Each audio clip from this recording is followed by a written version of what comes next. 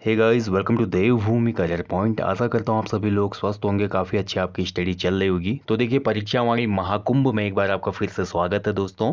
परीक्षा वाणी महाकुंभ का आज भाग 9 है।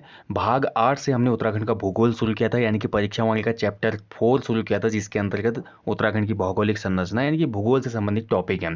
तो भाग 8 में हमने देखा उत्तराखंड का जो हमारा भौगोलिक संरचना है, कितने भागों में भौगोलिक दृष्टि से उत्तराखंड को बांटा गया है। इसके साथ साथ उत्तराखंड की जलवायु देखी हमने, उत्तराखंड की ऋतुओं को देखा हमने, ग्रीष्म ऋतु, वर्षा ऋतु और शरद ऋतु। ठीक है, वर्षा ऋतु का एक पॉइंट आपने नोट करना है जो कि रह गया था लास्ट टॉपिक में।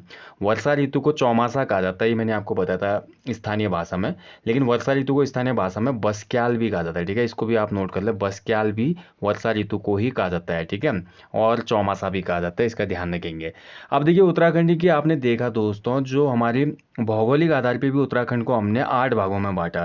तराई के मैदान से लेकर, हम गंगा के मैदान से लेकर तराई भाबर होते हुए पहुंचे कहाँ तक, ट्रांस हिमालय तक।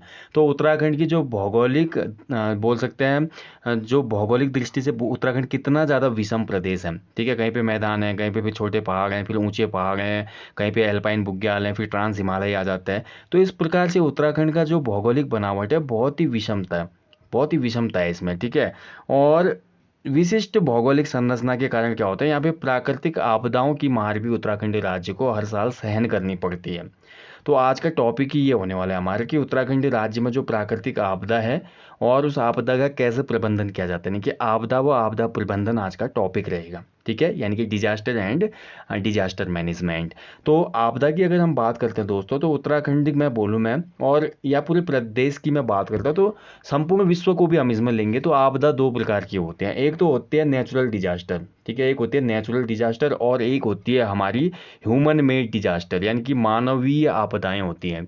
और कुछ होती है हमारी प्राकृतिक प्राकृतिक आपदाओं में, जैसे भूकंप आना। भूकंप आने में मानव का कोई हाथ नहीं है। भूस्खलन हो जाना, इसमें मानव का कोई हाथ नहीं है। ठीक है, हिमस्खलन हो जाना, जो कि कभी कभी एवलेंच आ जाता है, आपने सुना, जैसे कि हमारा लास्ट टाइम पे फरवरी माह में हो गया था ना, बहुत दुर्घटना हो गई थी ऋषिगंगा प्रोजेक्ट में, आपने देखा। तो वहाँ पर भी ऐसे ग्लेशियर आ गया था। तो वो हमारी क्या है, देवीय आपदाएं हैं। बादल फटना हो गया या आसमानी बिजली गिरना, ये सभी देवीय आपदाएं यानी कि नेचुरल डिजास्टर हैं। कुछ ह्यूमन मेड डिजास्टर भी होते हैं, जैसे जंगल की आग। जंगल की आग मानव ही तो डालता है। और इसके साथ साथ जैसे हम बोल सकते हैं, बादल फटने को भी कहीं ना कहीं मैं रख सकता हूँ कि ह्यूमन के द्वारा ही होता है। जैसे आज ह्यूमन डेवलपमेंट के लिए बहुत से बांधों का निर्माण कर रहे हैं, नदियों का मार्ग रोक कर। तो जहाँ भी बांध डैम क्षेत्र होता है दोस्तों, वहाँ पर अत्यधिक वाष्पन होने के कारण बादल ज़्यादा बनते हैं, और वहाँ पे बादल फटने की संभावना ज़्यादा रहती है। ठीक है, तो वन की आग हो गई, और इसके साथ अपरदन हो गया, जंगलों का कटान हो गया, जिससे बाढ़ आती है दोस्तों, ये सभी मानवकृत आपदाएं हैं। ठीक है, तो आपदा दो प्रकार की होती है, प्राकृतिक या दैवीय आपदाएं, और दूसरा मानवीय आपदाएं। ठीक है, उत्तराखंड राज्य की हम बात करें तो उत्तराखंड राज्य में घटित जो प्रमुख आपदाएं कौन कौन सी है, भूकंप, भूस्खलन, अतिवृष्टि, बादल फटना, वनाग्नि, बाढ़, हिमस्खलन, आसमानी बिजली, और ये कुछ प्रमुख हमारी उत्तराखंड की घटित होने वाली आपदाएं हैं, जिससे प्रत्येक वर्ष राज्य को भारी जनधन की क्षति होती है। जैसे एग्जाम्पल के लिए हम देख सकते हैं, उत्तराखंड राज्य में बोलूँ या मैं भारत देश की आज तक की सबसे बड़ी, वहाँ बोल सकते हैं बाढ़ की जो ट्रेजेडी हुई, वो केदारनाथ आपदा थी, जिसमें बादल फटा। बादल फटने से मंदाकिनी ने विशाल वहाँ पे रूप धारण किया, और केदारनाथ मंदिर में आप जानते हैं पूरा नीचे गौरीकुंड तक सब तबाह हो गया था। ठीक है, तो बहुत से लोग काल कलवित हो गए। उत्तराखंड राज्य को हजारों करोड़ रुपए की क्षति हुई इसमें, और बहुत से लोग अकाल मृत्यु को प्राप्त हो गए। ठीक है, तो ये देख सकते हैं आप, ऐसी आपदाएं उत्तराखंड में घटित होती हैं। तो कुछ आपदाओं की पहले हम बात करते हैं, जैसे अतिवृष्टि। तो अतिवृष्टि का मतलब होता है दोस्तों ज़्यादा बारिश होना। ठीक है, इन शब्दों को भी आपने समझना है, अतिवृष्टि क्या होती है। दूसरा, हिमखंडों का गिरना, जैसे एवलेंच आना बोलते हैं जिसको, एवलेंच आना यानी कि बर्फ का टुकड़ा है। ठीक है, हिमस्खलन जिसको बोलते हैं। वनाग्नि यानी कि वनों में आग लग जाना, जिससे ये भी आपदा के अंतर्गत ही आता है। बाढ़, देखिए जो हमारे मैदानी भाग हैं, वहाँ पे बाढ़ देखने को मिल जाते हैं कभी कभी, जैसे तराई के क्षेत्र हैं, भाबर के क्षेत्र हैं, यहाँ पे बाढ़ देखने को मिल जाते हैं। ठीक है, खासकर तराई और गंगा के मैदान वाले क्षेत्रों में ज़्यादा होता है। भूकंप जो है दोस्तों, ये राज्य का सबसे महत्वपूर्ण बोल सकते हैं कि राज्य को जो सबसे ज़्यादा खतरा है, सबसे ज़्यादा संवेदनशील दृष्टि से देखा जाए, संवेदनशील दृष्टि में रखा जाता है उत्तराखंड राज्य को। ठीक है, जोन 4 जोन 5 में रखा जाता है उत्तराखंड को, जो कि भूकंप की दृष्टि से अति संवेदनशील होता है। यानी कि हिमालय की गोद में बसा हुआ राज्य है उत्तराखंड। और हिमालय में जो प्लेटें होती हैं ना, अंदर की टेक्टोनिक प्लेट होती हैं, वो खिसकने की घटना होते रहती हैं। तो वैज्ञानिक बताते हैं कि इस क्षेत्र में भयानक भूकंप आ सकते हैं। ठीक है। इसीलिए भूकंप, वैसे कई बार इसमें भूकंप आते हैं हमको रिएक्टर स्केल पे उसकी तीव्रता 5 से कम होने की वजह से हमको महसूस ही नहीं होते, भूकंप आते रहते हैं उत्तराखंड में, ठीक है। तो उत्तराखंड का जो मैं बोल सकता हूँ कि किस आपदा के प्रति उत्तराखंड राज्य अति संवेदनशील है, कभी क्वेश्चन बनेगा तो आपका आंसर होगा भूकंप, ठीक है। भूकंप आने पे हमको सबसे ज़्यादा खतरा है, भूकंप आने पे सबसे ज़्यादा जन धन की क्षति हो सकती है उत्तराखंड राज्य को, ये याद रखना है आपको, ठीक है। तो भूकंप में देखिए दोस्तों, हमारे भूकंप की तीव्रता मापने के लिए 3 भूकंप मापी स्टेशन भी बनाए गए हैं, देहरादून, टिहरी और गरुड़गंगा चमोली में, ये आपने याद रखना है। इसके बाद जो नेक्स्ट आपदा आती है भूस्खलन, लैंडस्लाइड जिसको बोलते हैं, ये अर्थक्वेक हो गया भूकंप। लैंडस्लाइड से भी उत्तराखंड राज्य को बहुत सी यहाँ पे क्षति होती है, जैसे बरसात का जो अभी अभी का टाइम चल रहा है, जैसे हम देख सकते हैं अभी ये रेनी सीजन है, इस टाइम पे बहुत सी सड़कें बंद हो जाती है, बहुत जगहों पे मलबा आ जाता है, बहुत जगहों पे भूस्खलन आने से गांव तबाह हो जाते हैं, मकान दब जाते हैं, ठीक है। तो लोगों को बहुत ज़्यादा नुकसान उठाना पड़ता है, तो भूस्खलन से भी राज्य में बहुत ज़्यादा यहाँ पे दिक्कत होती है। और भूस्खलन की हम सबसे बड़ी घटना माने या बादल फटने की सबसे बड़ी घटना माने तो वो केदारनाथ ट्रेजेडी होगी 2013 में हुई थी जो, देखिए यहाँ पे देख सकते हैं आप, आज तक राज्य इतिहास में सबसे बड़ी जो प्राकृतिक आपदा हुई वो 16-17 जून 2013 में हुई थी।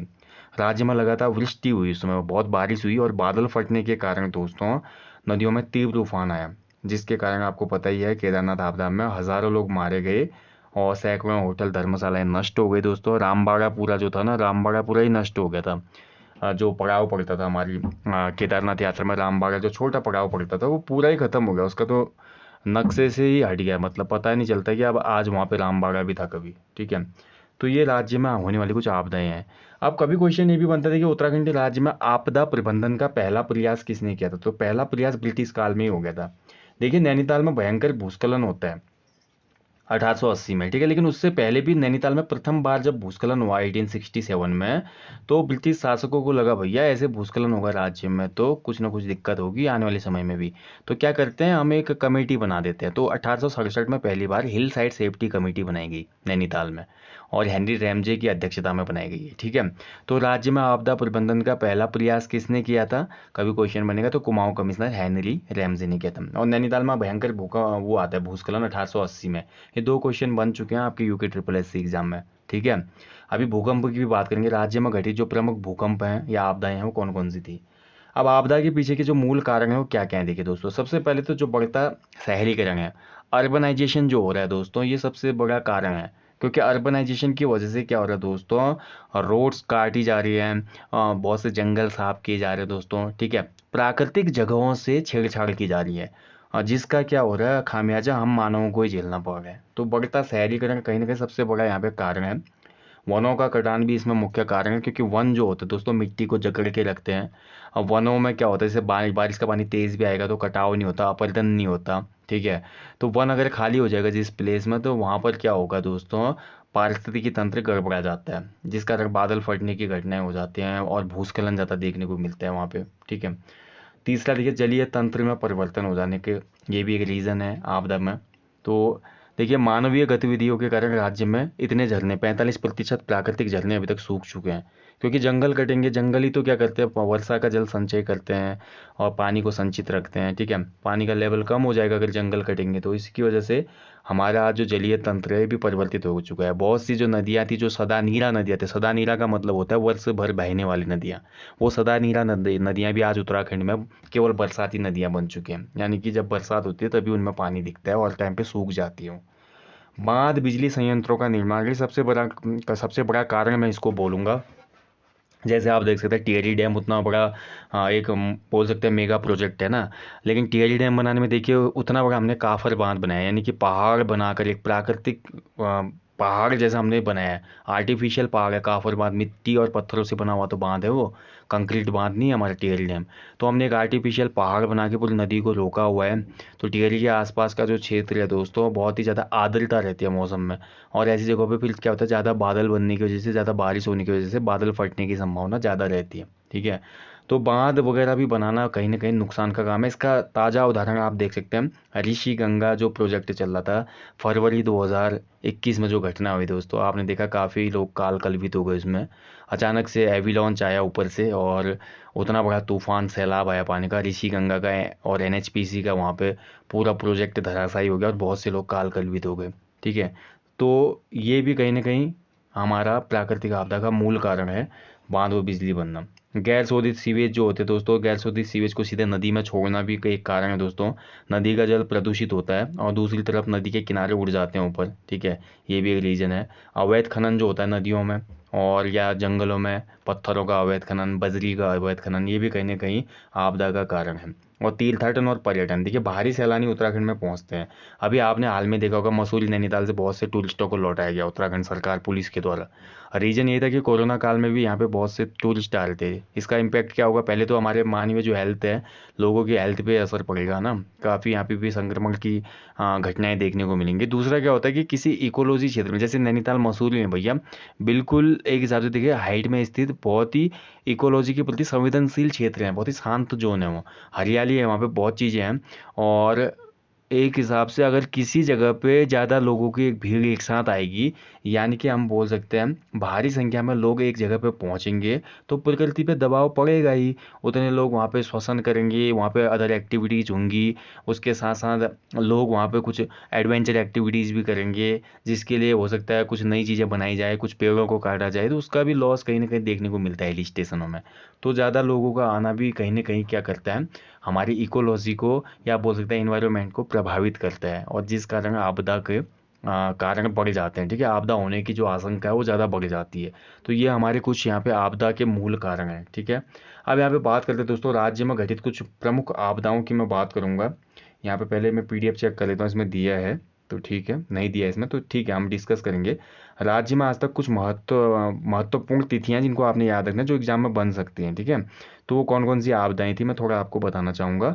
सबसे पहले देखिए गढ़वाल भूकंप सबसे महत्वपूर्ण है, 1803 वाला। संपूर्ण आधा गढ़वाल इसने नष्ट कर दिया था। इसका सेंटर जो था बद्रीनाथ था। रिएक्टर पैमाने पे इसकी तीव्रता 9.0 थी। तो लगा सकते हैं आप 9.0 का भूकंप बहुत बड़ा भूकंप होता है। मोलाराम ने भी इसका जिक्र किया है। मोलाराम उसमें गढ़वाल में बैठा हुआ था श्रीनगर में। मोलाराम ने बताया कि मात्र 25% लोग और मकान बचे हुए हैं, बाकी सब ध्वस्त हो चुका है। केंद्र था बद्रीनाथ और श्रीनगर तक इतना इम्पैक्ट रहा। 1803 का जो भूकंप रहा गढ़वाल के इतिहास का सबसे काला दिन रहा है। और जब गढ़वाल पूरी तरह तबाह हो जाता है इस 1803 के भूकंप के कारण, इसी का लाभ उठाते हैं गोरखा। कुमाऊं में बैठे होते हैं गोरखा और उनको पता चल जाता है गढ़वाल का कोस और गढ़वाल के आधी जो जनसंख्या है, आधी जो भवन है, सब खत्म हो चुका है वहाँ पे। सही टाइम है राजा को घेरने का, और तुरंत युद्ध का बिगुल बजा देते हो। और इस कारण क्या होता है, हमारी प्रद्युमन शाह की हार हो जाती है, ठीक है। क्योंकि गढ़वाल राज्य बहुत ही, तभी तो प्रद्युमन शाह को एक महत्वपूर्ण पॉइंट बनता है, गढ़वाल का हुमायूं किसे कहा जाता है, इस पॉइंट को याद कर लेंगे आप लोग। गढ़वाल का हुमायूं प्रद्युमन शाह को कहा जाता है। जैसे आपने पढ़ा होगा मुगल डायनेस्टी, अगर आपने पढ़ी है, मुगल साम्राज्य में क्या होता है, हुमायूं बेचारा तड़पते तड़पते क्या होता है लास्ट में लुढ़कते हुए सीढ़ियों से गिर के मर जाता है। यानी कि हुमायूं जैसे भी गद्दी पर बैठता है बाबर के पास, तो फिर शेरशाह सूरी से युद्ध होता है उसका। शेरशाह सूरी उसको पराजित करता है और भारत छोड़ के भाग जाता है। उसके बाद बहुत बार कोशिश करता है लेकिन जीत नहीं पाता वो। फाइनली 1555 में हुमायूं अपना खोया हुआ साम्राज्य वापस पाता है सरहिंद के युद्ध में। लेकिन उसके बाद क्या होता है, पुस्तकालय की सीढ़ियों से, दीनपना नामक पुस्तकालय की सीढ़ी से गिरने के कारण हुमायूं की मृत्यु हो जाती है।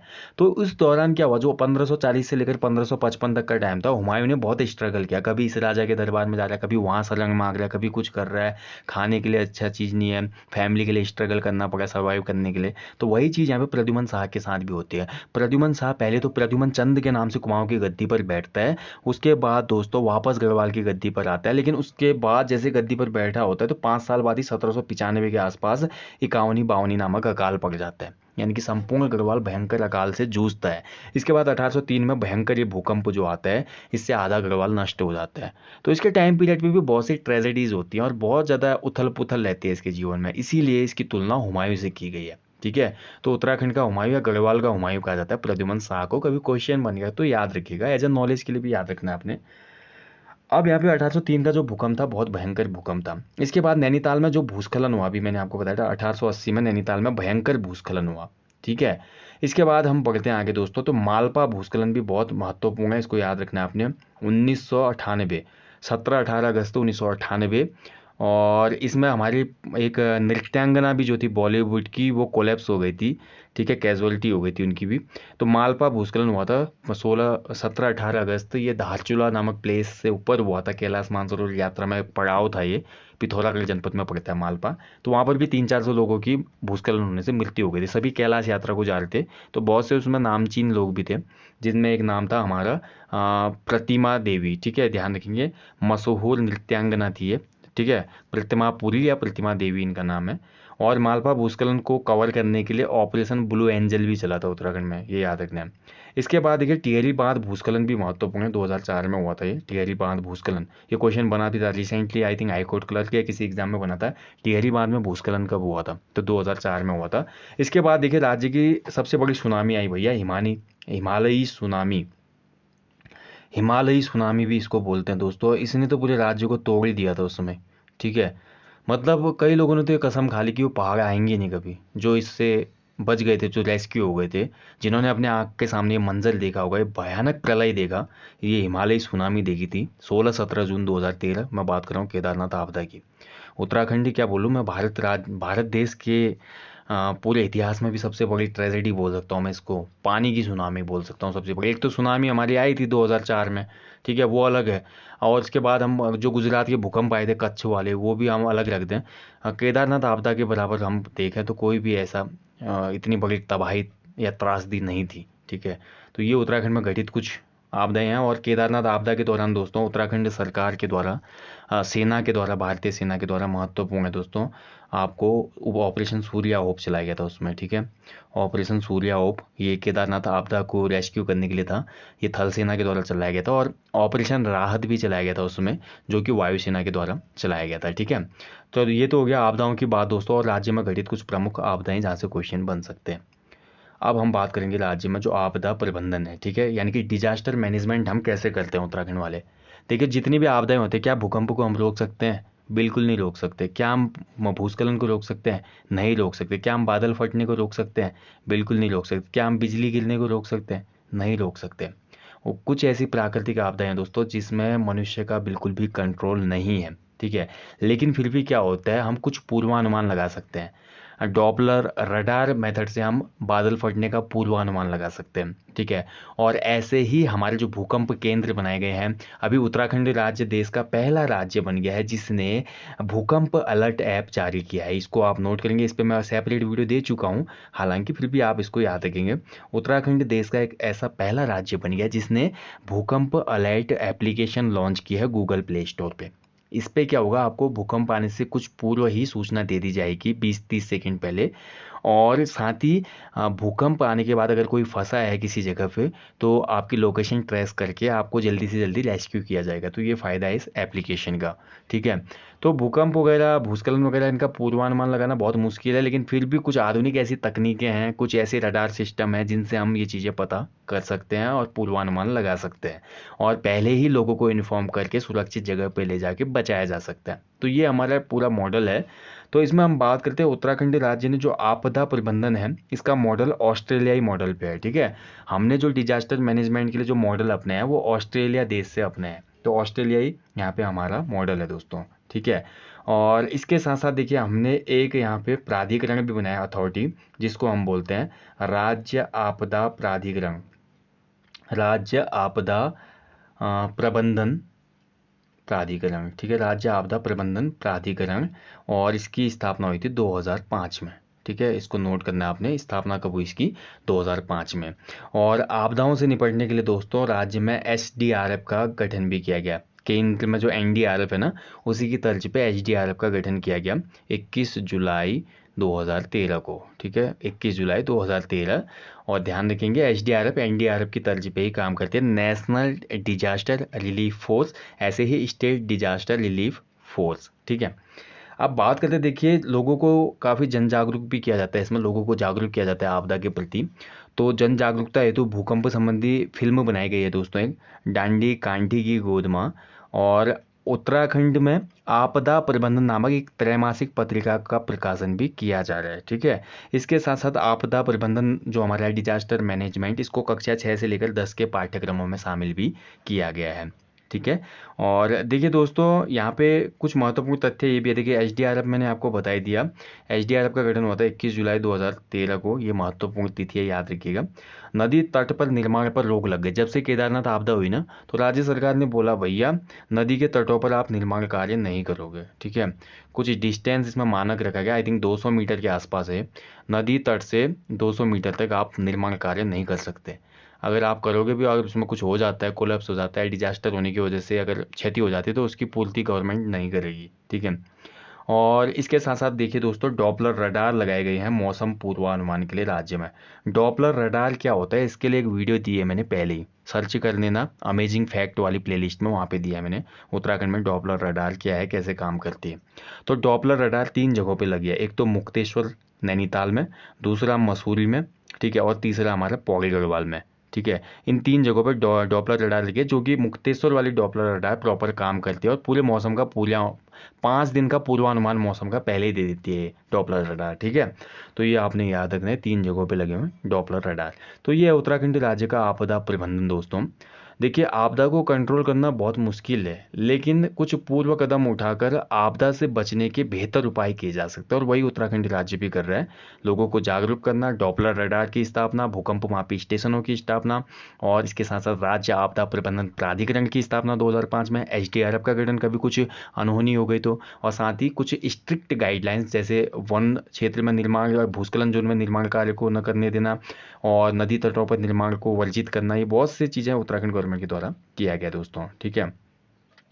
इसके साथ साथ देखिए राज्य ने एक राज्य आपदा प्रबंधन योजना भी लागू की है दोस्तों, जो कि जुलाई 2013 से शुरू हुई, ठीक है। तो ये 7 सदस्यीय आपदा प्रबंधन समिति है, महत्वपूर्ण है। उत्तराखंड राज्य में आपदा प्रबंधन समिति का गठन कब किया गया था, तो उत्तराखंड राज्य में डिजास्टर मैनेजमेंट कमेटी ये गठित हुई थी 2013 में। और वहीं मैंने आपको बताया राज्य आपदा प्रबंधन प्राधिकरण यानी कि स्टेट डिजास्टर मैनेजमेंट अथॉरिटी, वो बनी थी 2005 में। दोनों अलग अलग हैं, ठीक है, याद रखना है। तो ये है बस दोस्तों, उत्तराखंड में टोटली देख सकते हैं हम कैसे डिजास्टर मैनेजमेंट किया जाता है, ठीक है। तो दोस्तों ये था आज उत्तराखंड में आपदा प्रबंधन। आशा करता हूँ टॉपिक अच्छे से आपके समझ में आया होगा। और अब देखिए जितने भी महत्वपूर्ण की पॉइंट थे इसके, वो हमने डिस्कस किए। और इसके साथ साथ अगर कुछ रह भी जाता है, जैसे चैप्टर हम परीक्षा वाले के कर रहे हैं, जैसे परीक्षा वाले के चैप्टर क्लियर हो जाएंगे, खत्म हो जाएंगे, कंप्लीट हो जाएंगे, तो उसके बाद दोस्तों हम जो परीक्षा वाले के चैप्टर वाइज एमसीक्यूज हैं हर चैप्टर के पीछे, उनकी भी वीडियो देंगे आपको, ठीक है, जिससे आपका बहुत अच्छे तरीके से रिविजन हो जाएगा। यानी कि परीक्षा वाले के कंप्लीट चैप्टर, उसके बाद परीक्षा वाले की कंप्लीट टेस्ट सीरीज, तो आपका काम हो जाना है बिल्कुल, और अच्छे से सभी चीज़ें समझ में आ जानी। तो दोस्तों आज का टॉपिक यहीं पे समाप्त करते हैं। परीक्षा का जो महाकुंभ चल रहा है, परीक्षा वाले महाकुंभ में आप लोग जरूर आएँ और गोते लगाएं, जिसका आपको समुचित लाभ आपके अगली परीक्षा में देखने को मिलेगा। नेक्स्ट जो टॉपिक आएगा वहाँ पे परीक्षा वाली पुस्तक का अध्याय 5 डिस्कस करेंगे, ठीक है। तो अध्याय जो चैप्टर 5 है परीक्षा वाले का, उसको करेंगे, यानी कि भाग 10 आएगा अब परीक्षा वाले का अगला, ठीक है। तो यहाँ पे क्रम के हिसाब से बता रहा हूँ, लेकिन चैप्टर 5 चलेगा हमारा, ओके। तो मिलते हैं जल्दी दोस्तों, अपना ध्यान रखिएगा। जय हिंद।